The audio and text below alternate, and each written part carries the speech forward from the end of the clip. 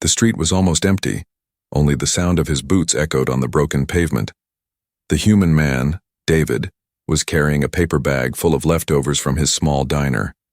The night air was cold, and the lamps flickered weakly, throwing long shadows across the narrow road. David always closed his diner late.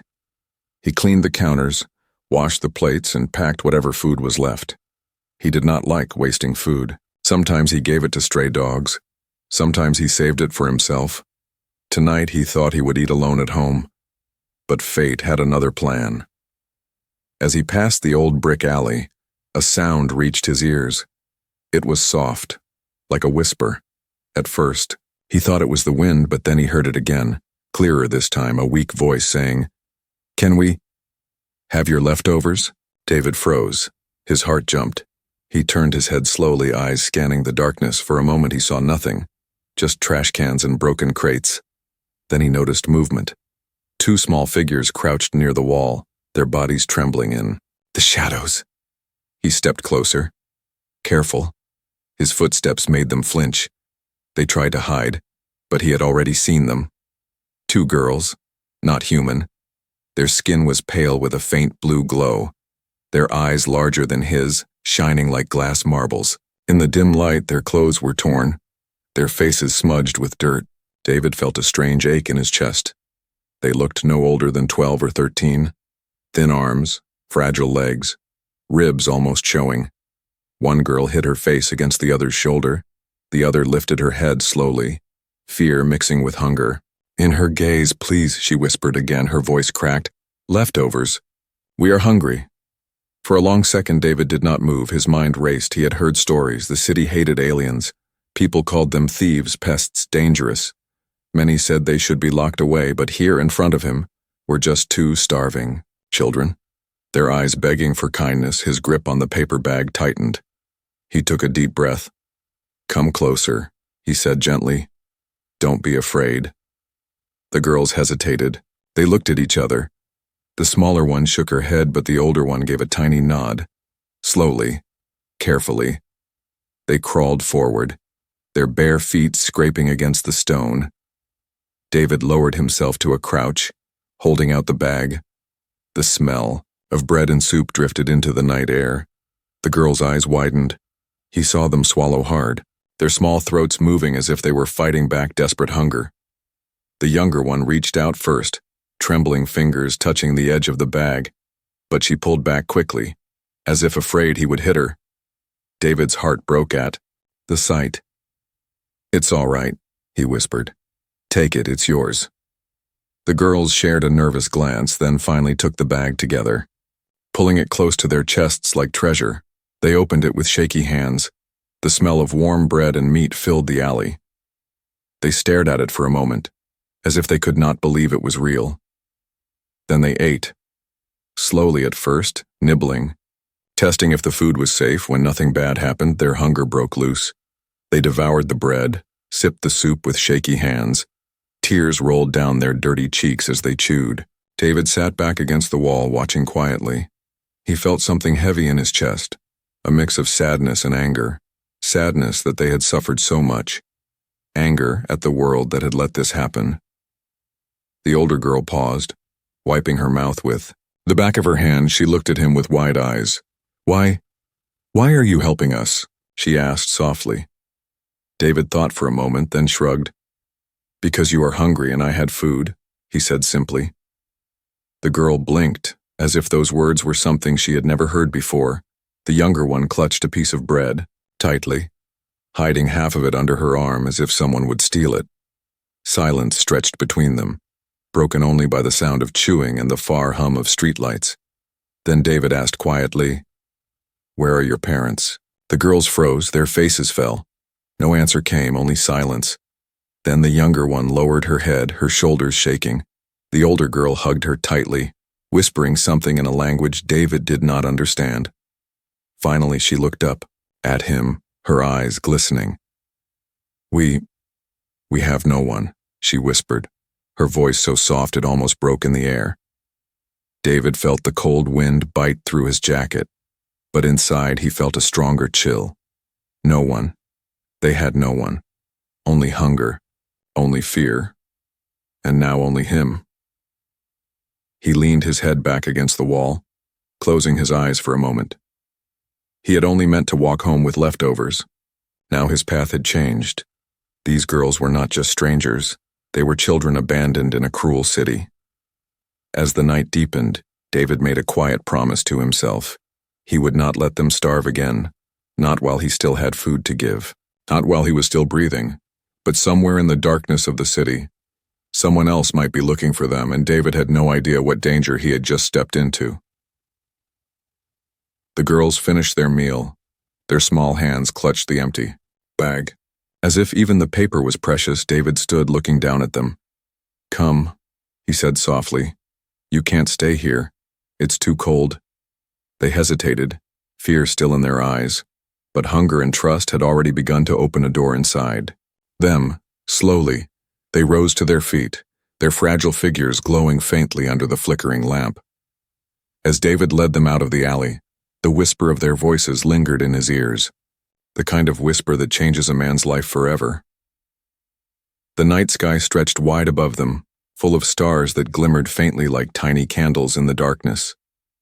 David walked slowly, carrying the paper bag that now only had crumbs, while the two alien girls followed close behind, their bare feet making soft sounds on the cracked road. He led them out of the narrow streets toward a small park on the edge of the city. The place was quiet at this hour. Only the wind moved through the trees. The benches were cold metal, the grass long and wild. Yet it was safer than the alley, safer than the empty streets. David stopped near a stone bench and sat down. The girls stood a few steps away, unsure, their large, glowing eyes watching him. Closely he patted the bench beside him. "Sit. It's all right," he said gently. They looked at each other, whispering something in their strange tongue. Then slowly they obeyed, sitting side by side, their thin bodies pressed close together. As if afraid to be separated, David opened the bag, pulling out the last piece of bread and a small container of soup. The smell of broth filled the cool night air. He handed the bread to the younger one, who grabbed it quickly, clutching it like treasure. The older girl took the soup, her hands shaking so badly that David had to steady the container for her. They began to eat, not in wild hunger like before, but in quiet relief, their small mouths chewing slowly, their eyes fixed on the food as if afraid it would vanish. David watched silently, his chest tight. Above them, the stars shone brighter, and for a brief moment the world felt softer, as if time itself had slowed. He thought about how many times he had walked past the alley, how many nights he had gone home without knowing, and now he could not imagine leaving them behind. The younger girl paused, crumbs sticking to her lips. She looked up at him, her voice weak but steady. "Thank you, human." David smiled faintly. "My name is David," he said. "What's yours?" She blinked, chewing the words as if they were heavy, then whispered, "Lyra," pointing to herself, then to her sister, "and Selah."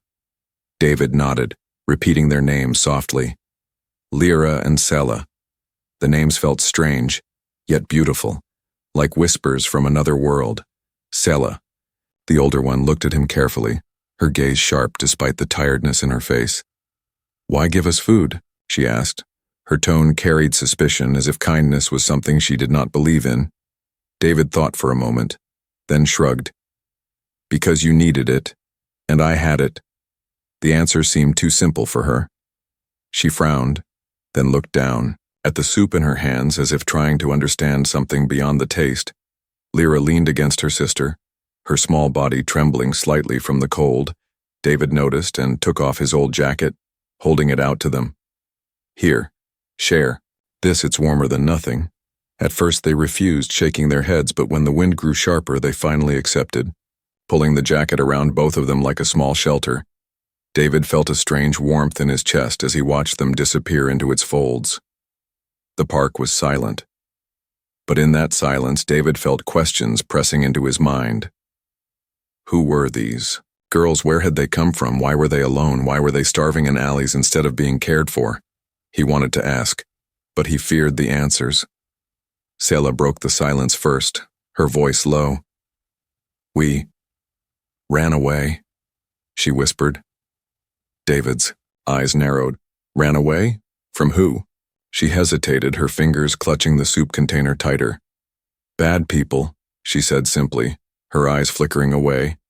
People who call us thieves, who put collars on us, who make us work until we fall. The words sank heavy into David's heart. He stared at the ground, his fists tightening. He had heard rumors, stories of camps where aliens were forced to labor, but he never thought children could be caught in it. Lyra added softly, They said we were useless. They threw us out. Her voice cracked, her head bowing into her sister's arm. David reached out slowly, not to touch them, but to let his hand rest on the bench near theirs, a silent gesture that he was not leaving, not yet.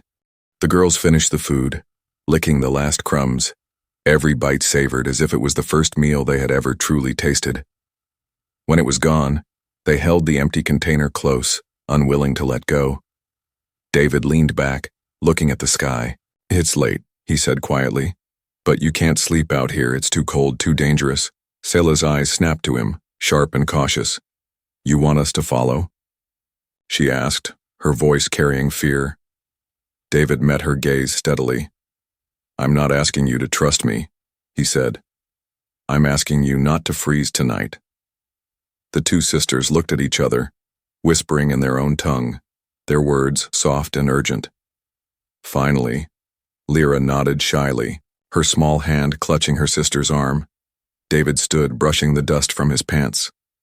He held out his hand, not forcing, just offering. Selah hesitated, then slowly rose to her feet, keeping Lyra close. They did not take his hand, but they followed when he started walking, the stars above them lighting their path. As they left the park, David felt the weight of a choice settling on his shoulders.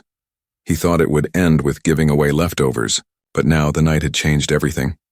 Behind him, the girls walked close together, their glowing eyes fixed on him, their small voices whispering softly, not words he could understand, but words filled with fragile hope. And deep inside, David knew this was only the beginning. The small diner smelled faintly of coffee and baked bread, even though the ovens were cold. David unlocked the back door quietly and motioned for the two girls to slip inside. Their glowing eyes darted around the room, nervous, ready to run if anything moved. It was late, the streets outside were empty, but inside the diner the lights hummed gently.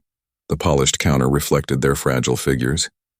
David placed the empty food bag on a table and pulled out 2 chairs. Sit, he said softly. You're safe here. The sisters obeyed, but they kept close together, always touching shoulders as if one could vanish if the other let go. Lyra clutched David's jacket tight around her, her thin fingers white. From the grip, Selah sat upright, alert, watching every corner of the room like a soldier waiting for an attack. David filled 2 glasses with water, pushing them across the table. Drink, he said. It's clean. They drank quickly, water dripping down their chins, then wiped their mouths with their sleeves. David watched in silence.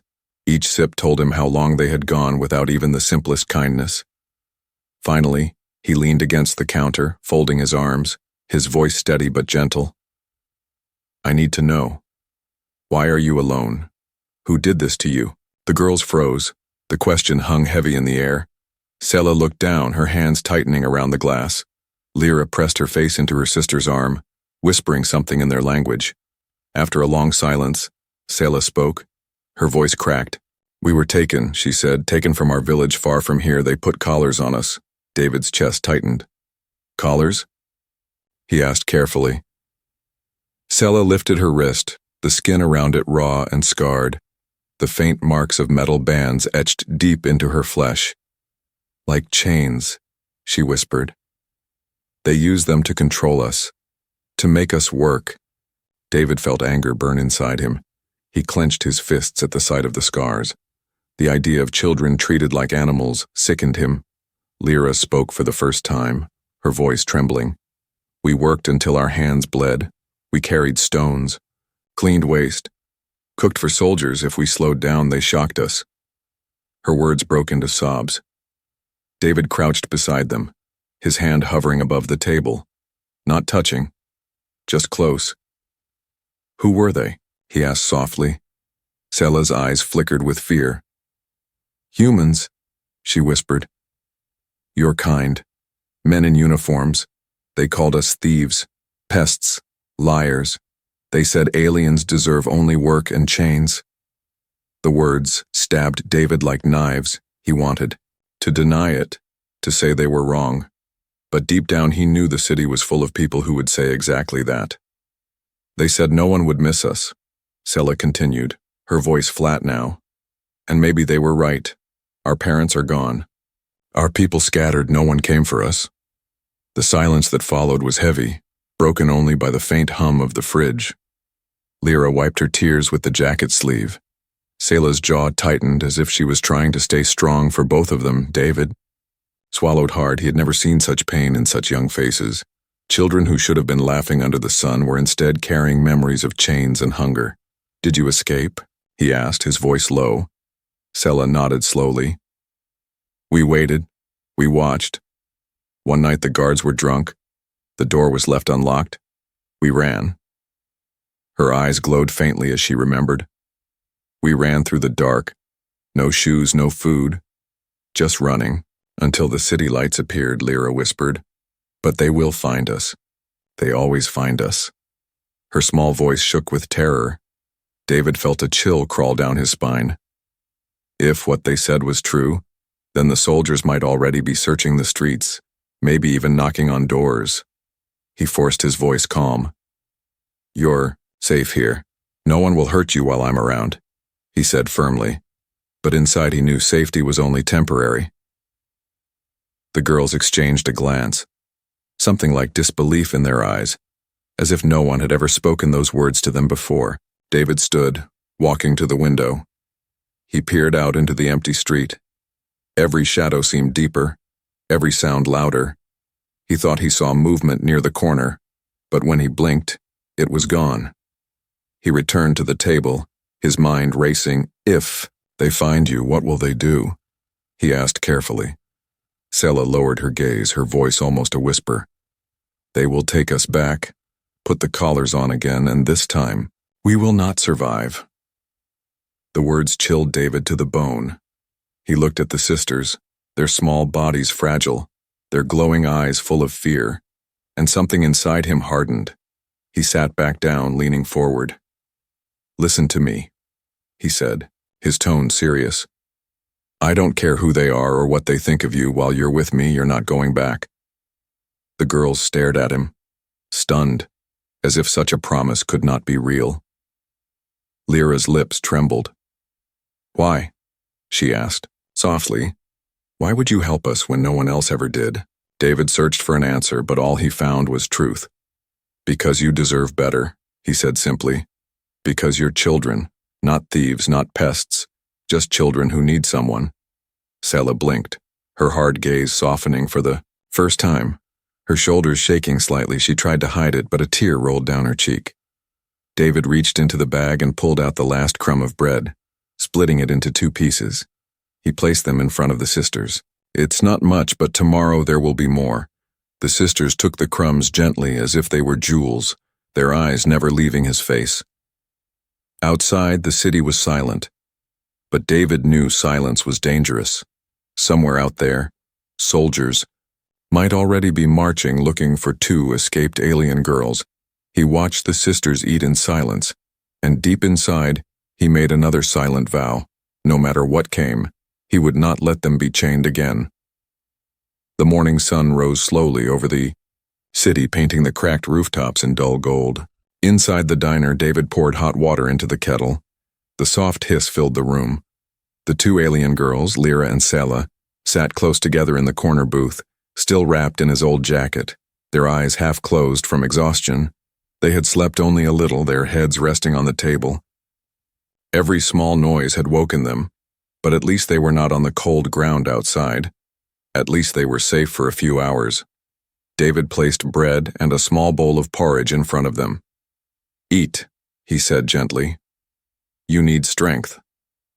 The sisters looked at each other, then at him, their eyes wide as if kindness was harder to believe than cruelty. Finally, they began to eat spoon by spoon, careful not to waste a drop. David leaned on the counter, watching them. He knew the city was full of eyes and mouths. Word traveled faster than the wind. Soon someone would notice the glowing-eyed children inside his diner, and when that happened, trouble would follow. By noon, the trouble began. The bell above the door jingled as two old men walked in, their boots scraping on the wooden floor. They ordered coffee, but their eyes kept sliding toward the booth where the girls sat, whispering to each other, their voices sharp. "Those aren't human," one muttered, his voice low but not low enough. "He's letting them eat here like they belong." David's jaw tightened. He set the mugs down harder than he meant to. The sound made the sisters flinch. He forced a calm tone. "Drink your coffee." But whispers turned to murmurs, and murmurs to voices. By evening, the whole street knew. David is hiding alien runaways. He feeds them like they're his own. Next thing you know, thieves will be crawling all over the place. The next day, a group of townsfolk gathered outside the diner, men and women with folded arms and hard faces. Some carried tools, hammers and sticks, their eyes full of anger. David stepped out the door, wiping his hands on a rag, his heart heavy but his stance firm. "What do you want?" he asked. A tall woman pointed toward the window where the sisters peeked out nervously. "Those things," she spat. "They don't belong here. You bring danger to our street. Soldiers will come. Thieves will follow. Get rid of them." Murmurs of agreement rose. Some shouted, "Send them back." Others, "Aliens have no place with us." Inside, Lyra clutched Selah's hand, trembling, her glowing eyes wide with fear. Selah tried to stay strong, but her lips shook. David looked at the crowd, at the faces of people he had known for years, people who bought his bread, drank his coffee, now turned against him because of two starving children. He took a deep breath, his voice steady. "They're just girls," he said. "Hungry girls with nowhere else to go. I won't throw them out." The crowd grew louder, anger flashing like fire. "You'll regret this, David," one man shouted. "When soldiers knock on your door, don't come crying to us." A rock flew through the window, shattering glass across the floor. The sisters screamed, ducking under the table. David's blood boiled.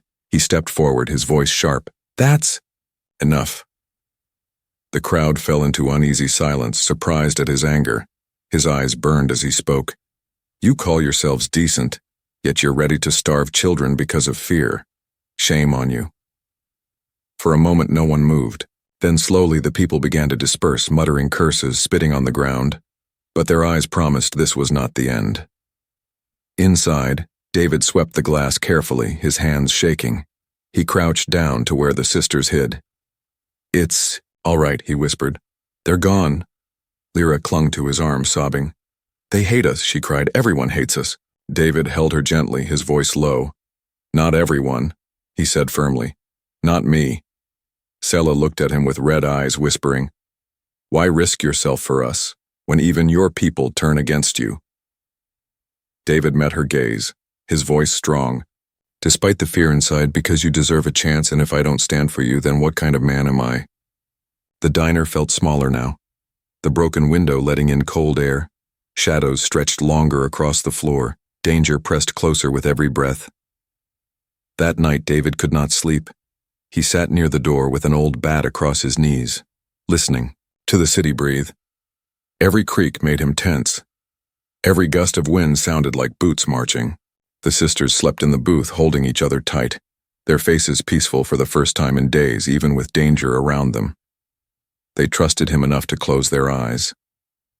David stared at them, and he knew one truth. He could never give them up. No matter what the town said, no matter what soldiers came, his life had changed, and there was no going back.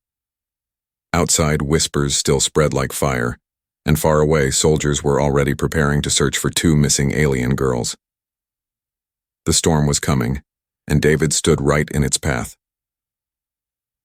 The broken window of the diner was covered with cardboard, but the cold air still slipped through. David stood behind the counter, wiping the same mug again and again, though it was already clean, his thoughts restless.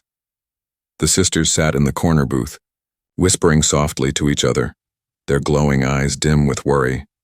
Lyra leaned against Selah's shoulder, her small hands gripping tightly as if she feared her sister would vanish. Selah kept watching David, her expression sharp, as if measuring how far his promise would really go. Outside, the street was quiet, but David knew quiet streets often hid the loudest dangers. Yesterday, the townsfolk shouted. Today, they might return with more than words, and tomorrow the soldiers could arrive. The bell above the door jingled, making David stiffen. 3 men entered, men he recognized, neighbors, shopkeepers, people who once greeted him warmly. But now their faces were hard. One spoke first. "David, we warned you. Those alien girls don't belong here. Get rid of them before it's too late." David set the mug down slowly. "They're children," he said, his voice steady, but his jaw tight. "Hungry, alone. What threat are they to you?" "They bring soldiers," another snapped. "You want your diner burned because you chose them over us?" David felt the heat rise inside him. His fists tightened. If soldiers come, that's on the soldiers, not on 2 starving girls. Right. Men exchanged glances, muttering, then left, slamming the door behind them. Their shadows stretched long against the glass as they disappeared down the street. David exhaled slowly, his chest heavy. He turned to the sisters, who stared at him, with wide, fearful eyes. "It's all right," he said softly. "Don't listen to them." But the sisters had heard enough threats in their lives to know danger when it was close. That night, as the diner grew quiet, the danger became real. A knock thundered. On the door, harsh and sharp, David's heart dropped. He glanced at the clock. Midnight. Too late for a customer. Too sharp for a friend. He grabbed the bat from under the counter and stepped closer. "Open up," a voice commanded, deep and stern. "City guard, we have orders to search for 2 alien runaways." The sisters gasped.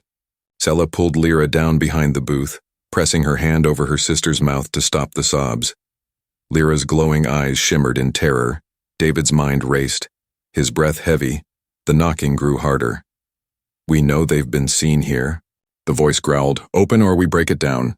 He moved quickly, pulling the storeroom door open, whispering to the girls, "Inside now." They crawled inside, trembling. David shut the door quietly, his heart pounding like a drum. He turned the key and slid it into his pocket. The pounding at the front door shook the glass. He straightened his shoulders and unlocked it, opening just enough to see 2 guards in dark uniforms, their eyes cold, their hands on batons. "Where are they?" one demanded, pushing past him into the diner. The other followed, scanning every corner. David leaned on the counter, hiding his racing heart. "What are you talking about?" he said calmly. "This is a diner, not a shelter. Don't play games," the guard snapped. "We had reports, 2 alien girls, thin glowing eyes. Someone said they were seen eating in here." David shrugged. "People eat here every day. I don't ask for eyes before serving food." The guard sneered, stepping closer. "If we find you're lying, you'll regret it." They searched the kitchen, the booths, even behind the counter. One moved toward the storeroom door. David's breath caught. He stepped forward quickly, blocking the way. "That's my storeroom," he said firmly. "Flour, sugar, old boxes. Nothing for you." The guard narrowed his eyes, hand on the knob. David gripped the bat under the counter tighter, his pulse hammering. After a long moment, the guard pulled his hand back. "Fine," he muttered. "But if we hear one more rumor, we'll tear this place apart." The guard stormed out, slamming the door so hard the cardboard patch rattled. Silence fell heavy in the diner. David waited until their footsteps faded, then hurried to unlock the storeroom. The girls tumbled out, gasping for air, their faces pale. Lyra clung to him, tears streaming. "They'll find us," she sobbed. "They always find us." David knelt, placing a hand gently on her shoulder, his voice low but strong. "Not while I'm here." Selah looked at him, her eyes sharp. "You could have given us up," she said, her voice trembling. "You risked everything." David met her gaze steadily. "I made a choice," he said. "I'd rather lose everything than see you dragged back to chains." The words hung in the air, heavy and true. For the first time, Selah's hard mask cracked. Her lips trembled, and she whispered, "Then you're not like the others, David." sighed, leaning back against the wall, the bat still in his hand, his heart still racing. He knew this was only the beginning. The town hated him now. The guards suspected him. But deep inside, he felt no regret. He had made his choice. He would protect the girls, no matter the cost. And outside, in the cold night, footsteps echoed faintly in the distance.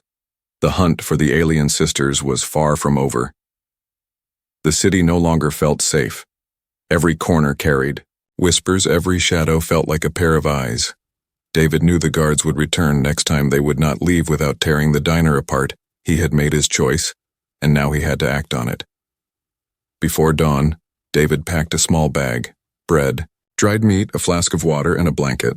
The sisters watched him silently from the booth, their glowing eyes wide with fear. Lyra clutched Selah's hand tightly. Selah's jaw was set hard, though David could see the tremble in her shoulders. "We can't stay here," he told them, his voice low. "The soldiers will come back. If they find you, it's over. But outside the city, in the woods, there's a chance." Selah hesitated, her eyes narrowing. "A chance for what?" she asked softly. "A chance to be free," David replied. "Not safe forever, maybe, but safer than here." The sisters exchanged a look, silent words passing between them. Finally, Selah nodded. "Then we follow," she said, her voice small, but steady. They left through the back alley, the city still sleeping. The cold air stung their skin. David led them down narrow lanes, past empty markets, past broken fences, until the last houses of the city fell behind. Ahead lay the dark wall of the forest. The trees whispered in the wind, tall and ancient. The path was hidden under leaves and roots, but David knew it. He had walked it as a child, a place where hunters went, a place soldiers rarely bothered to search. The sisters walked close, their bare feet silent on the earth. Lyra stumbled often, and David carried her when she grew too weak, her small arms clinging to his neck, her head resting on his shoulder. Selah followed close, never letting them out of her sight. Hours passed. The forest grew deeper, the air colder, but also quieter. No voices, no footsteps behind them, only birds and wind. For the first time, the sisters let out soft breaths of relief. Lyra even smiled faintly when she saw a rabbit dart across the path. It was the first smile David had seen on her face, and it struck him harder than 1,000 angry words from the town. As night approached, David found an old stone shelter, half broken, covered in moss. It was nothing more than a ruin, but it had a roof and walls, enough to shield them. He lit a small fire with dry sticks, the flames casting golden light on their tired faces. The girls sat close to the fire, their eyes reflecting the flames like jewels. David handed them bread. Tearing it into small pieces, Lyra ate quickly, Selah slower, her eyes always on the dark woods. After they ate, Lyra leaned against David's arm, whispering softly, "We're not afraid, as long as you are here." The words struck deep in David's heart. He looked down at her fragile face, dirt still clinging to her cheeks, but her trust shone brighter than the fire. Selah watched quietly, and though she said nothing, her gaze softened. The forest outside was silent, but David knew silence could be a warning. He stayed awake, listening, every crack of a branch, every whisper of wind, his hand never far from the bat resting beside him. At midnight, a howl echoed in the distance, not human, but wolf. The sisters shivered, and David pulled the blanket tighter around them. "Sleep," he said softly. "I'll keep watch." For a while, they believed him, their eyes closed, their breathing even. But Selah woke again, creeping closer, her voice barely a whisper. "Why do you do this?" she asked. "You risk your life, your home, your people. For us?" David looked into the fire, the flames dancing in his tired eyes. "Because no one else would," he said. "And because when I look at you, I don't see aliens, I see children, who deserve more than hunger and chains." Selah stared at him as if trying to measure the truth of his words. Then she nodded slowly, her voice softer now. "Then maybe we are not alone anymore." The night passed slowly, and when the first light touched the trees, David stood, stretching his aching limbs. The sisters stirred awake, blinking at the pale dawn. But peace was short, because faintly through the morning mist came the sound of boots, far away but steady. The metallic clink of weapons carried through the forest. David's heart pounded. He motioned quickly. "We have to move." The sisters grabbed the blanket and their small bag, fear flashing in their glowing eyes. They followed him into the thick woods, their steps fast, their breath quick. The sound grew louder, closer, voices shouting commands. Soldiers had followed their trail. David pushed the girls forward, his voice urgent. "Don't stop, keep running no matter what happens." Branches whipped against their faces, roots threatened to trip them, but they kept going, fear giving them strength. Lyra stumbled, nearly falling, but David caught her, lifting her into his arms, running harder than he thought possible. Sela kept pace beside him, her small body fierce with determination. The forest seemed endless, every tree another shadow, every sound another danger, yet hope burned inside them, fragile but alive. They did not know if the forest would save them or betray them, but they ran anyway, because running was the only path left. And as David carried the girls deeper into the wild, his heart whispered one truth: hope was worth any risk, even if the whole world stood against them. The morning mist clung to the trees, heavy and cold. David pushed through the thick forest, with Lyra in his arms, Sela running close at his side. Behind them, the sound of boots and shouting voices grew clearer. The soldiers were not far. His lungs burned, but he refused to slow. Every breath reminded him what was at stake: 2 small lives depending on him, 2 fragile hearts that believed in him. Finally, the trees opened to a wide clearing. An abandoned train yard stretched before them, rusted tracks cutting across the ground, broken cars standing like skeletons. David set Lyra down gently, her face pale from exhaustion. Sela clutched her hand tightly. The air was silent for a moment. Only the sound of their quick breaths filled the yard. Then voices echoed from the forest edge. The soldiers had found the clearing. David's grip tightened on the wooden bat he carried, his jaw set hard. He moved the girls behind one of the rusted train cars, his voice low but steady. "Stay here, don't move." Lyra's glowing eyes filled with tears. "They'll take us back," she whispered. "We can't go back." David crouched, looking into her frightened face. "I won't let them," he said firmly. "I promise." Sela stared at him, her lips trembling. "You can't fight them all," she said, her voice caught between fear and disbelief. David gave a small, tired smile. "Maybe not, but I can fight long enough to make them think twice." The first soldier stepped into the clearing, his uniform dark, his eyes scanning. More followed behind him, their boots striking the ground in sharp rhythm. They moved like hunters closing in on prey. One of them shouted, "There, by the train cars!" pointing toward the rusted metal where the girls hid. David stepped out before they could move closer, the bat resting on his shoulder, his stance steady. "That's far enough," he said, his voice calm but carrying through the yard. The soldiers halted, surprised. Their leader frowned. "Step aside, civilian," he ordered. "Those alien runaways belong to us. They're children," David replied sharply. "Not thieves, not pests, children. You'll have to go through me first." The soldiers laughed coldly. One sneered. "You think you can stop us with a stick?" David's eyes burned with fire. "Maybe not," he said. "But you'll remember me every time you close your eyes. Every time you wonder if cruelty makes you strong." The leader raised his hand, about to give the command, when something unexpected happened. Sela stepped out from behind the train car, pulling Lyra with her. Her small voice rang across the clearing, trembling but fierce. "We are not thieves, we are not pests. We are alive, we deserve to live." The soldiers froze, their eyes flickering at the sight of 2 thin girls standing against them, their glowing eyes full of tears but also courage. David moved quickly, placing himself in front of them, spreading his arms wide like a shield. "If you want them," he growled, "you'll have to break me first." For a long moment, silence held the yard. The soldiers stared at the human man standing between them and their prey, his body tired, his weapon nothing but wood, yet his Will stronger than steel. The leader's jaw tightened. He lowered his hand slowly. Not worth it, he muttered. Too much noise. Too many eyes will notice. He spat on the ground. Keep your little pets, civilian. But don't think. This is the end. With that he turned. The soldiers followed, their boots fading back into the forest. David's shoulders sagged with relief, his grip loosening on the bat. He turned to the girls, both of them shaking. Lyra threw her arms around his waist, sobbing into his shirt.